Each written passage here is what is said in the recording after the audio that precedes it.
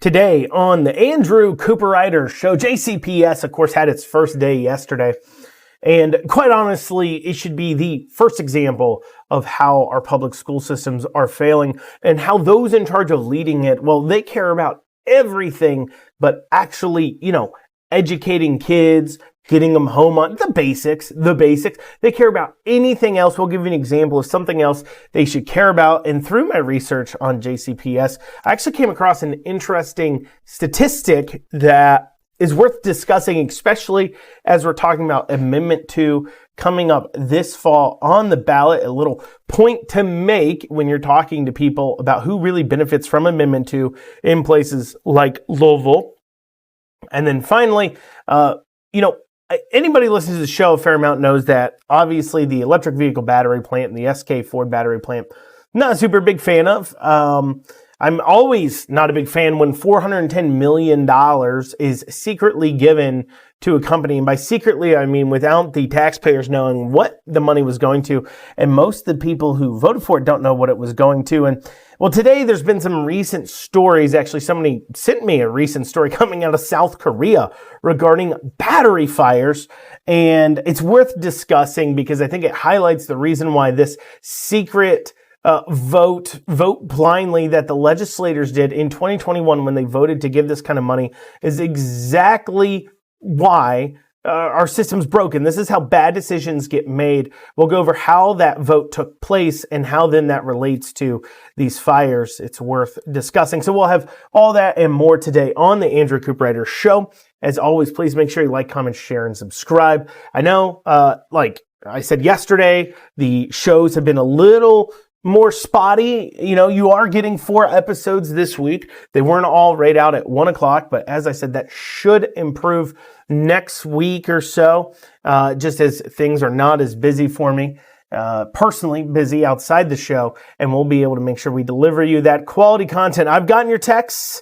Okay, I know you guys miss hearing my voice every day sometimes, and you miss hearing the stories nobody else will talk about. More importantly, I don't think it's as much my voice as much as it is finding out about what's going on in your own backyard that makes people excited to listen to the show. But I have heard you, so please make sure you like, comment, share, and subscribe. The more people that listen, the more important it is for me to make sure I get out a show and deliver that content you all are looking for.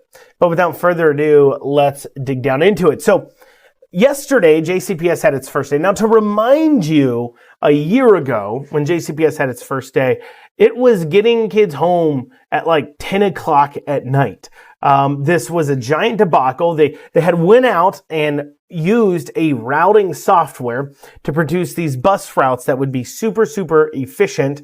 The problem was they didn't bother giving the bus routes to the bus drivers ahead of time. So the bus drivers, their first time doing the routes was the first day, of course. And then there was issues within the routes, like trying to get you to cross like 6 lanes of traffic at a time. On top of that, they had such a weird staggered start time, people missing their buses. There was just so many issues going on with their busing system that they had to cancel and withhold school for a few days in order to get everything figured out. They delay the start of school. Well, this year, they decided to fix that. They thought, they figured the good call here would be to go ahead and just like not transport a good chunk of kids.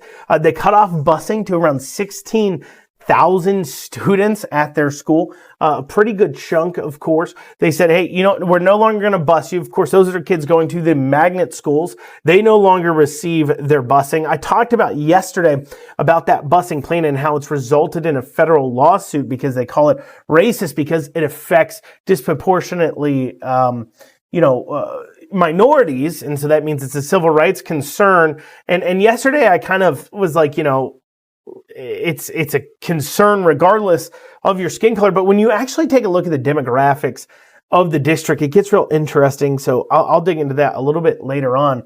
But how did the start of school go this time? Did they have kids on the bus until 7 p.m. again? Well, no, actually they didn't. So Superintendent Polio went online and went on the news, and he held a press conference after the first day.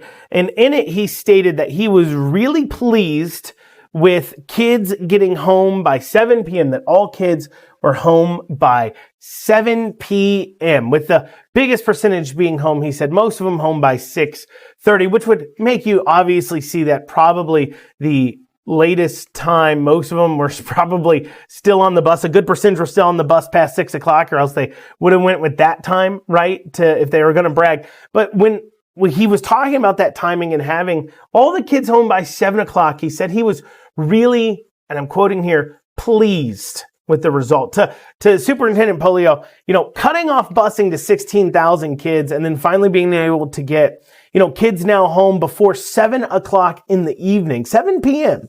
in the evening is considered a giant success in his book, something for him to be pleased about. And it kind of works the same way that it does with my wife. My wife asked me to do things around the house, like to help fold laundry, and I just don't fold it at all the way she wants me to fold it, specifically so that way I can set the bar low enough. So when I actually do manage to somewhat fold it okay, when I put into the maximum effort I can for maybe my abilities there, the bar has been set so low that even though my maximum effort is still not acceptable, they congratulate me for doing so. My wife congratulates me for doing it. It's the same exact thing for the superintendent here, where, the best of his ability, like literally the best of his ability, is cutting off busing to like 16,000 students and getting kids home by 7. Like that's his best case scenario that he's super pleased with, because that's the max of his ability to do. That's the best deliverable he can put out there.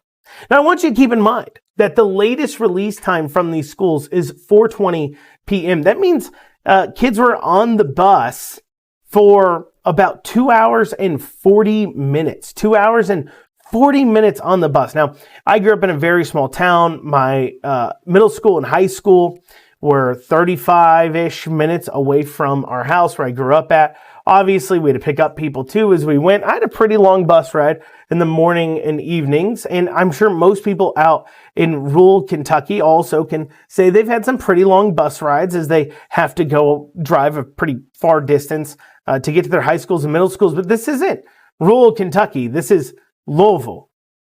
This is a heavily populated area where legitimately schools, most of the time, especially since they cut off busing to magnet schools, these kids' schools are like based upon geographic regions that they cover. Like the school is legitimately probably pretty close to the house, where it definitely is, I would say in Louisville, at most a 10 to 15 minute drive from your house to the school. And yet these buses are taking 2 hours and 40 minutes. It's just not acceptable. But you can't expect old Marty to be focused on things like getting kids home at a reasonable hour, because they had a bigger focus on day one. On the first day of school, we had this report coming from WDRB. The CDC showed up in town in Louisville to have a vaccine clinic at a school. So first day of school, a lot of things you could be doing. Let's hear WDRB's report on what one of the schools did. Take a listen. CDC director came here to Newcomer Academy saying the vaccination clinic that JCPS is holding is critical to keeping the entire community safe. It's wonderful to see our kids here in Louisville can get vaccinated right here at school. Dr. Mandy Cohen joined Mayor Craig Greenberg, JCPS Superintendent Dr. Marty Polio, and other local leaders as students got their shots on the first day of school. And what you see here is a vaccine clinic right in the school so that kids are able to get those routine vaccines. It's their best defense against some of these serious illnesses. So I wanted to come here and see for myself the great work. They've really done a terrific job. I think it's a model for other school districts to follow. District Health Manager Dr. Eva Stone says nearly 20,000 students were not up to date on their measles shots. They realized it was because many of them simply didn't have access to those vaccines. So first, there's a lot of things you could be doing on the first day of school. Vaccinating the kids, probably not the most important thing for the school to do on the first day, regardless of how you feel about vaccines. And I know, of course, everybody has a variety of opinions when it comes to vaccines right now, especially after what happened with the COVID vaccine. But putting that to the side for just a minute here, even if you're somebody who 100% supports vaccinations, you must agree that Well, a few things here. First, there is no way you can do informed consent here. There's no way, because the video, now you all can't see the video, but in the video, I did not see any of these kids' parents there. That means the parents must have signed off at some point on them getting the vaccination, or I'm hoping so. Maybe, hopefully the school didn't just do it, but there's no informed consent. They never talked to a doctor about the vaccine that they were getting, asking them what the side effects are, what the problems are, what the things are. What happened is the school sent home a form saying, hey, you want to get a free vaccine? Sign here. We'll give your kid a free vaccine for whatever. And that's assuming that it wasn't bundled in with a bunch of other paperwork too. I mean, we know how these schools do. If those of you who don't have kids and never have taken kids to school, on the first days, or maybe unaware, but every year for the kids, you get these giant packets of papers that have to be filled out, and putting in place your information about emergency contacts and medical information, put in place things like your consents to do medication. Like, for example, my son has asthma. I've to sign a consent for him to be able to use, and his doctor has to sign too as well, for him to be able to use his inhaler himself and carry it at school. So you could easily fit some paperwork in there okaying the vaccinations without even the parents realizing it. And there's no way that consent is well informed, because the parents never had the chance to actually ask a question. Here's the other thing. No matter how you feel about vaccines themselves, safe, not safe, whatever, you should be able to agree that the first day of school should be focused on school. Getting kids in, getting kids situated, setting expectations, getting their syllabus together, having them greet their teachers. It's a very busy day, the first day of school, and it's school. This isn't a doctor's office. This isn't a hospital. This isn't where you come and get medical care. This is where you should be learning. And it's the fact that JCPS does not focus on the learning aspect is why they're failing. Let me tell you the Jefferson County Public School report card here, okay? Only 23% of the students in Jefferson County Public Schools are proficient or higher in reading. That means over 75% of the kids going to JCPS are not proficient in reading. And in math, only 20% of the kids are proficient in math. That means 80% of the kids going to JCPS schools are not even proficient in math. 75%-ish not proficient in reading, 80% not proficient in math. That is a massive failure. That is awful. That is, by any definition, you cannot say a school system is succeeding when they're putting out those kinds of abysmal competency numbers out of their students. There's no way. But instead of focusing on, teaching kids to read and do math, our schools are focused on everything else. They're focused, instead of focusing on read, do math, and get the kids home, JCPS is focused on things like vaccine clinics on the first day of school. Absolutely ridiculous. And then on top of that, if you're like, let's say you are for super vaccines, okay? Let's say you're for all those things. The whole claim that these kids don't have it because of access is frankly false, okay? I mean, this is Louisville. We're not in the war-torn Congo, all right? There's tons of places to go get any vaccines if you want to get them. Remember that our government has changed vaccines from being given by, like a doctor or a nurse to now like a veterinarian on a high school football field can give you a vaccine now. That's something that really happened during COVID here in Kentucky. So it's not war-torn Congo. You can find yourself there. If you're on Medicare or Medicaid, if your kid is on Medicaid because you don't have means and you qualify for it, the vaccine's free.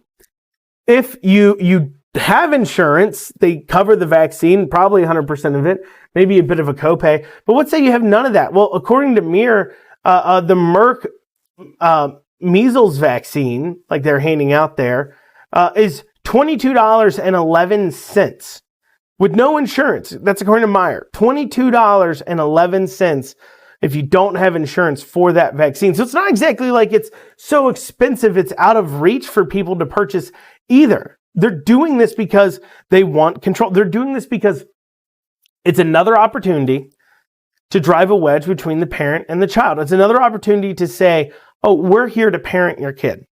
You don't even need to worry about making the medical decisions for your children anymore. we at the school are going ahead and do it for you. Now, while I was researching some of this here, looking for the report card and everything else, I came across an interesting statistic.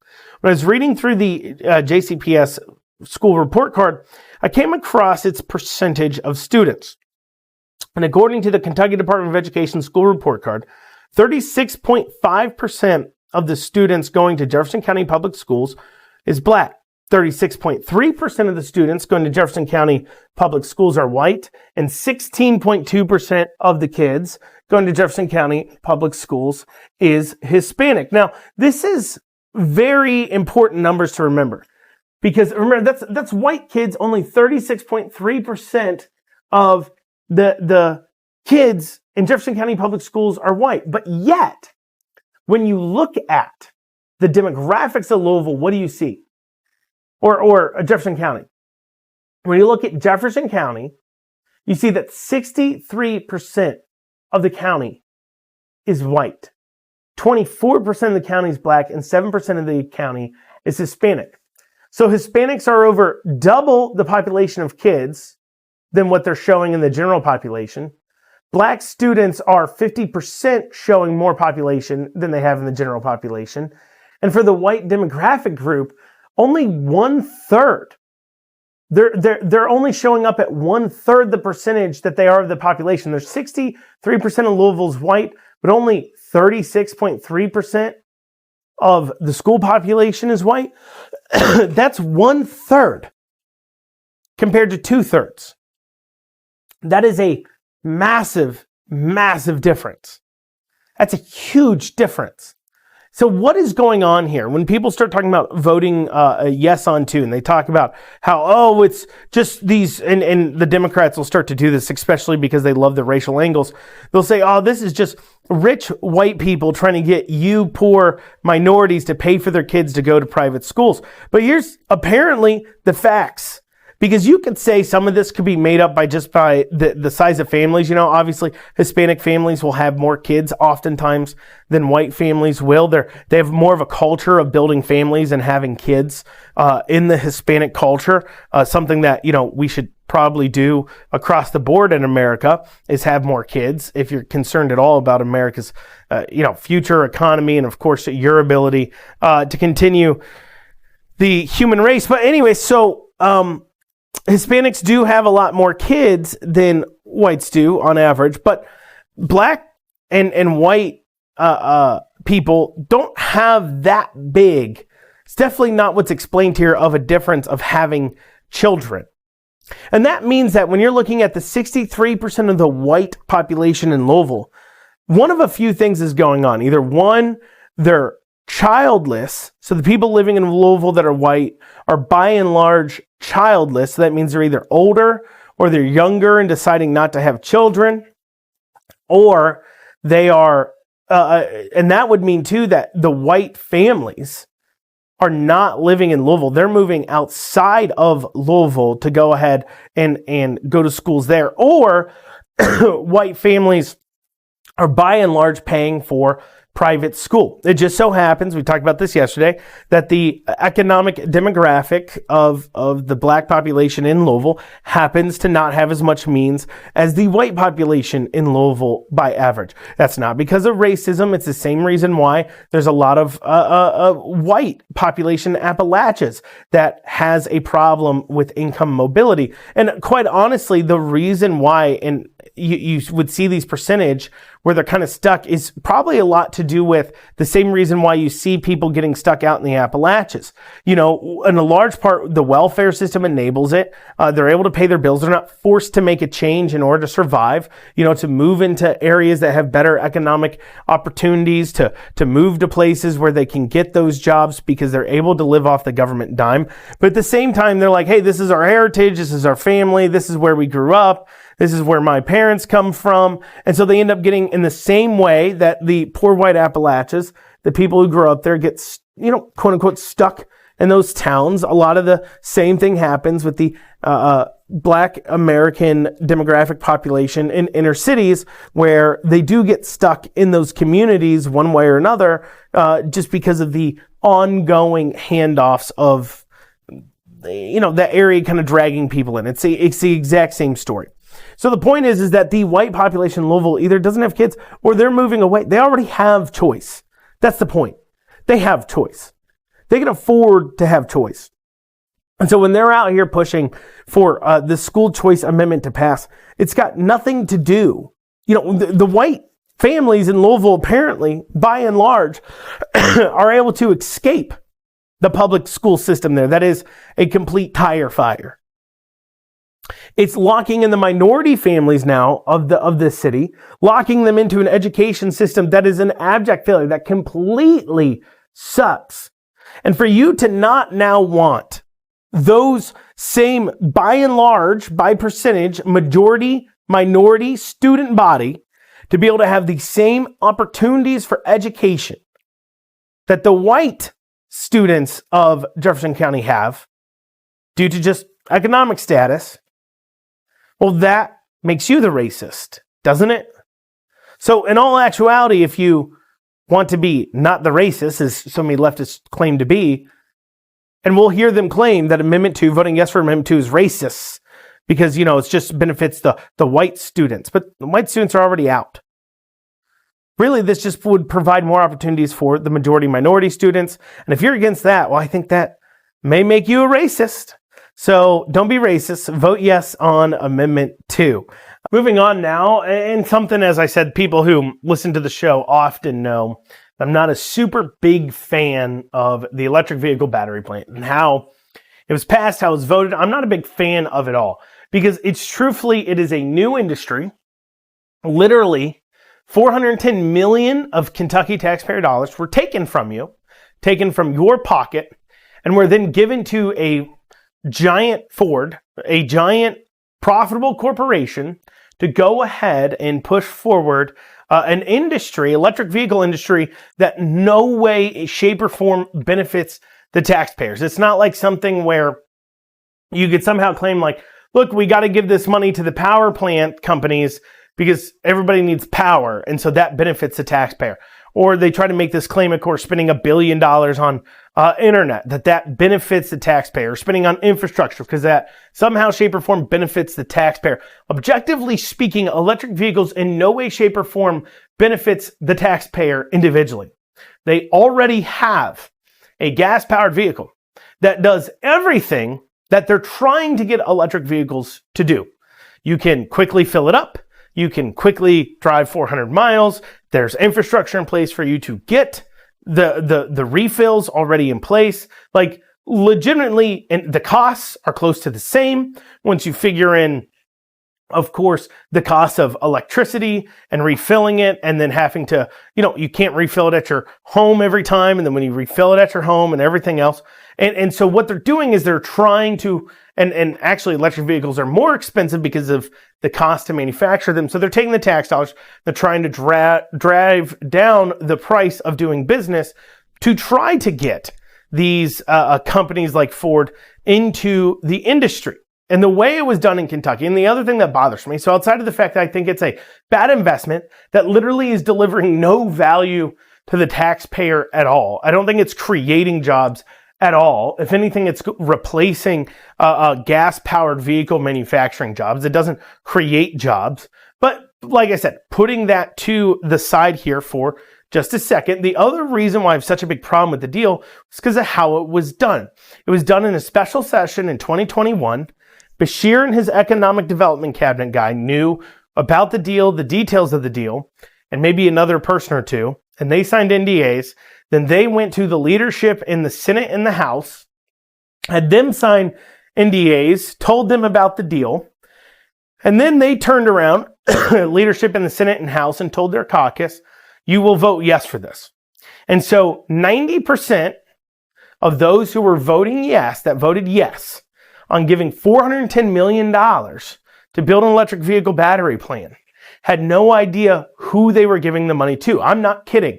They voted yes on a bill to give $410 million for to go to, all they knew was it was a private company that was building some project that was going to be at least a $2 billion investment, and they knew where it was going to be. That's all they knew, where it was going to be, how much supposedly they're going to invest. and how much money they're giving to them. And then they voted yes without knowing the industry. And that leads to questions. And that part bothers me because there's a lot of unknowns about battery manufacturing. And so somebody had sent me an article coming out of South Korea, whereas in regards to South Korea battery fires, leading the South Korean government to look at passing a law to ban electric vehicles from being allowed to be parked underground in parking garages or parking garages at all. Because if the batteries on these vehicles catch fire, well then, when that happens, it's incredibly difficult to put these fires out. And so a Mercedes had caught fire in South Korea in a parking garage and caused massive issues. Then on top of that, there had been fires at the SK battery plants, and 12 people, I'm not kidding you, 12 people died in a massive fire in South Korea at an SK electric vehicle battery manufacturing plant. That's the same company that Ford has partnered with to build the plant here in Kentucky. And you say, well, that's South Korea, right? That doesn't happen here. You'd be wrong. So in my research of this, I discovered that in Georgia, SK Batteries was blamed for a fire at the recycling plant. This massive fire that happened at the recycling plant in Georgia, SK Batteries was blamed for because of the battery materials causing these massive and long burning and impossible or hard to put out fires. In fact, it caused such a problem that then they got inspected by OSHA, who found so many violations and fined them tens of thousands of dollars for their violation. So this is what I mean when I talk about it being voted on secretly. One, you, the taxpayer, whose money it is, I, the taxpayer, whose money it is, we never got a chance to weigh in on if we wanted to spend $410 million on this project. Was that something of value to us? It is our money, and our representatives are there to represent us. And if we, the people who they're there to represent, don't know what's going on, we can't voice our opinions to our representatives for them to consider when it comes time to vote. The idea that they can vote on a bill like this, where it's giving out this kind of money to an unknown project, to an unknown company, is frankly flies in the face of what is democracy supposed to, what is our representative republic supposed to be about? It treats the representative now as the sole decision maker for the district, not as the representative for the many opinions that had to be considered. It would be the same as, sure, it may be the CFO that signs a contract at a company, or a CEO that signs a contract at a company. They may be the representative, but they can't sign big contracts without first asking the board, the stockholders, the rest of the company, what they think about. To just sign big contracts like that without talking to anybody would be considered an act of malfeasance. But yet, when they do that as our representatives here in Kentucky, they want to be clapped for and applauded for it. And there are real dangers here. That's my point. There's real dangers that come along with electric vehicle manufacturing. And specifically battery manufacturing. But nobody wants to talk. The media ain't digging into it. You know how long it took me to figure out SK had a gigantic fire at a recycling plant in Georgia? It literally took me Googling SK fire battery plant. That's all I had to search. And that came up. Like, the media literally do not do their job here in Kentucky. They don't do it. They don't do basic things.